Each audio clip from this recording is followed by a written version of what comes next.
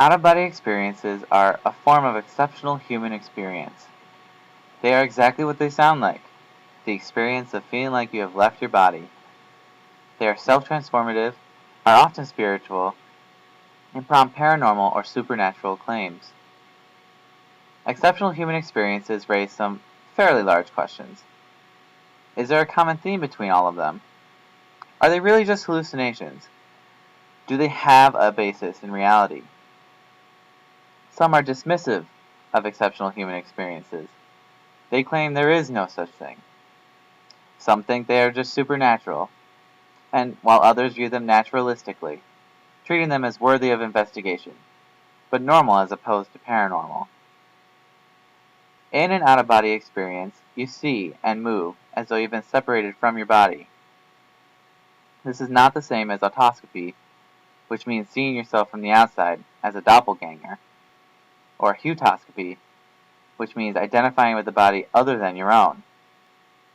Out-of-body experiences are precipitated by a sense of relaxation, disruption of the body image, and reduced sensory output. They can be parasomatic, where the experiencer seems to be in a second duplicate body outside the physical body, or asomatic, where the person has disembodied awareness or experiences, but still maintains a connection to their physical body. Because out-of-body experiences involve the separation of mind and body, theories about them involve some form of dualism. 19th century researchers thought that consciousness could be exteriorized, and that this temporary separation was preparation for death. Theosophy proposes that we have several bodies, such as the physical, the etheric, and the astral, which can be separated. Parapsychologists say out-of-body experiences are just the imagination with a little bit of ESP thrown in there. This totally avoids the idea of dualism by invoking the paranormal, which is not very compelling from a scientific standpoint. Furthermore, ESP and out-of-body experiences lack support based on experiments or on personal accounts, because they almost universally lack independent confirmation. An alternative is that in an out-of-body experience, nothing actually leaves the body, and that we can explain them with psychology and neuroscience. Psychoanalysts might view an out-of-body experience as a dramatization of fear of death, regression of ego, or reliving trauma of birth.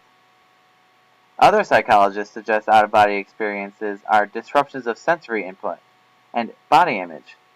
They are merely a coping mechanism constructed from memories and imagination.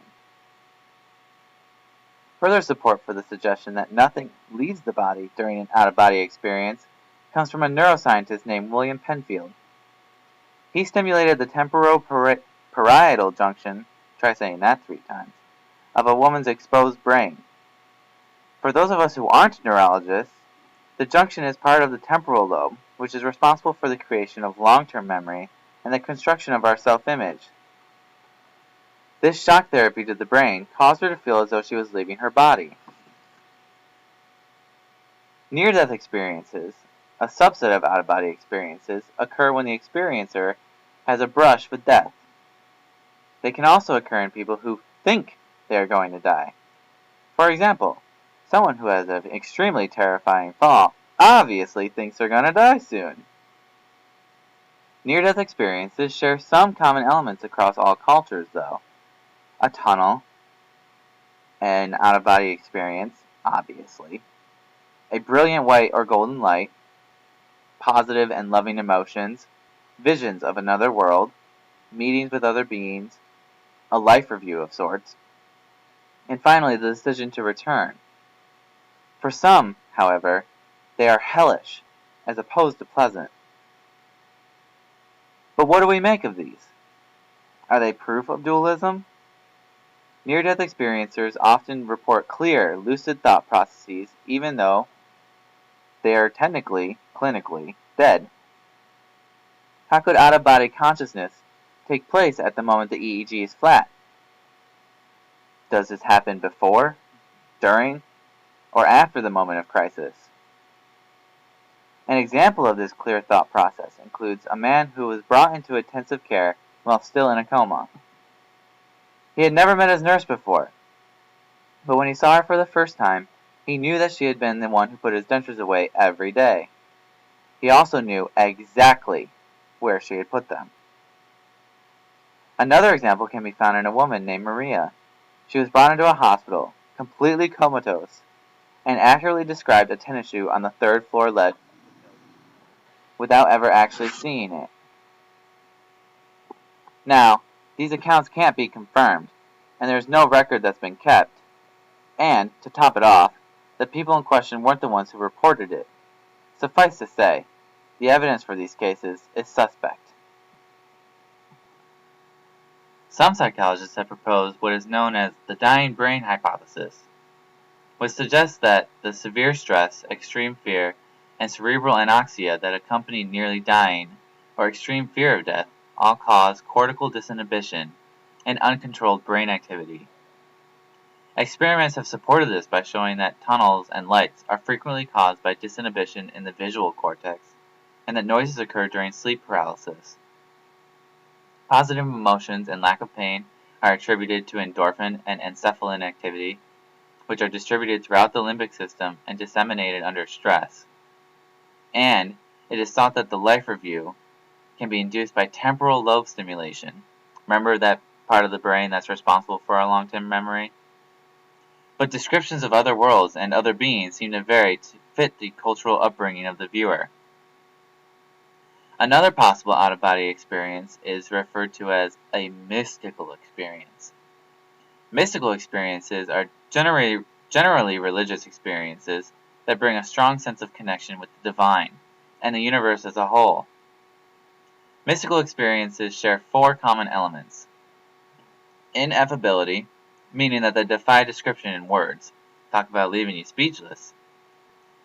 Noeticity, which means they lead to feelings of enlightenment and carry a curious and lasting sense of authority. Transiency, which means the initial experience is temporary and short-lived, but also acts as a foundation for future experiences. And passivity, meaning they cannot be induced, and once they begin, they must be seen through to its conclusion. Basically, you're a prisoner in your own outer body brain. There are currently no adequate theoretical explanations for why these experiences occur or how to regard them, leading many to be skeptic of whether we are able to discover the truth behind them, or, if there is a truth to be discovered. The experiments involving direct stimulation of the temporal lobe speak to how easily our perceptions of reality can be manipulated. However, this does not explain how people who were comatose were able to accurately describe details of their environment, especially when they had never consciously perceived it before. Is it possible that there are some parts of our brain that can operate independently of our conscious mind? If these experiences are as they seem, for example, if out-of-body experiences really involve leaving our physical bodies, near-death experiences really can occur when we are clinically brain-dead, and we can somehow become connected with a higher consciousness through mystical experiences, it may mean we need to rethink our entire conception of consciousness. And, if consciousness is the engine of our experiences, we may need to rethink what it means to experience. It's as if our entire conception of life experience needs to be changed, and our entire conception of reality along with it.